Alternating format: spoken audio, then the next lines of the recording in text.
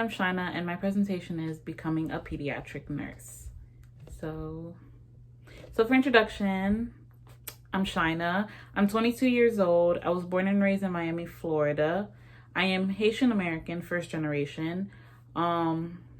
Education, I graduated with my AA in biology from Miami-Dade in 2020. I used to be biology. I used to want to go to the pre-med track. I transferred after getting my AA. It didn't end up working out for me, so I came back and then I just reevaluated my life and what I wanted to really be and what I think I can do right now is nursing. So I decided to apply to the nursing program. I got in for the fall for full time, which is good. I've always been interested in the healthcare. Every single time we used to go to our PCP, it was just, they were always positive. They always really cared about what we were, like, how we were doing healthy, like health-wise. They just was always on top of us, made connections with us, and actually really cared. My family did inspire me to actually be in healthcare or be in nursing. They helped me. Majority of our family is in the nursing program, or is not nursing program, but are nurses or sonographers. We have a majority, so they really helped me. My hobbies include reading and crocheting. I make bags, hats. I'm just a beginner, so it's not the best, but I do. So a little bit of history behind pediatric nursing is there was a physician, Abraham Jacobi. He's known as the father of pediatrics. He advocated for pediatrics to be more broad and focus more on not just the kids who have diseases, but also ways to prevent it, to educate, hygiene, just learning to feed, like feeding wise, just learning how to keep them healthy instead of only focusing on kids who are already sick. During this time, they did not want any kids who had diseases that were easy. So they oftentimes not easy, but hard. So they oftentimes turn them away because there were high mortality rates.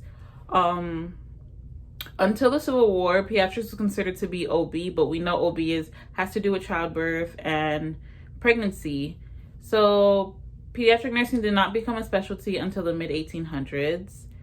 In 1855, the first children's hospital opened in the United States in Philadelphia, Pennsylvania, and that kind of was the beginning of pediatric nursing. In 1888, the American Pediatric Society was formed, which helped solidify pediatric medicine. Jacobi served as the first president for this group. By the 1900s, schools of medicines, there were 10 schools that had full-time pediatrician, and it continued to grow to where we are today.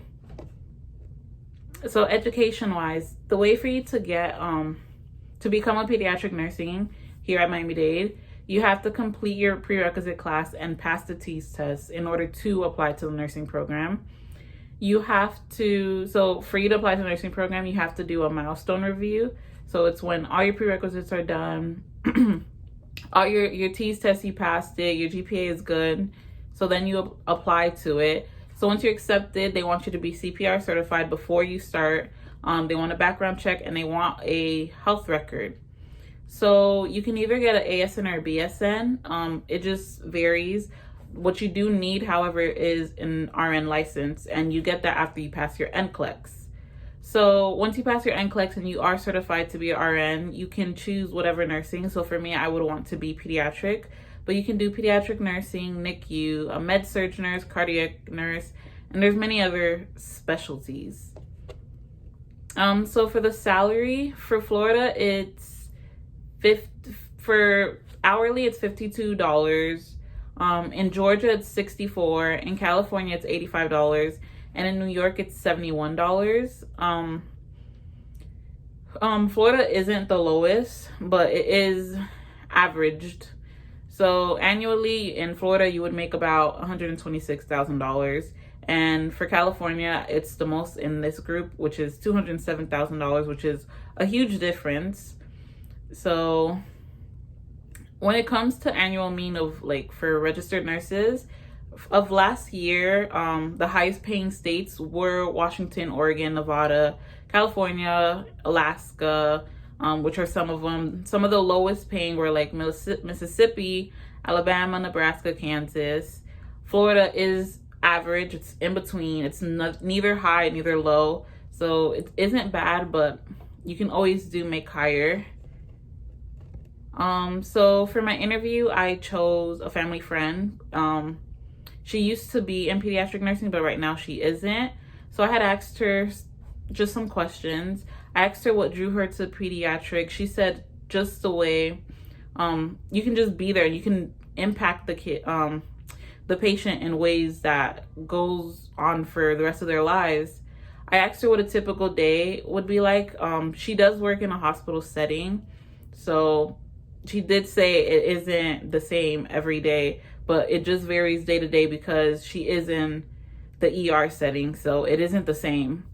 I asked her what's the most challenging. She said the most challenging is seeing sick kids come in sick and they're not able to tell you what they're feeling, or just not understanding why they feel the way they feel.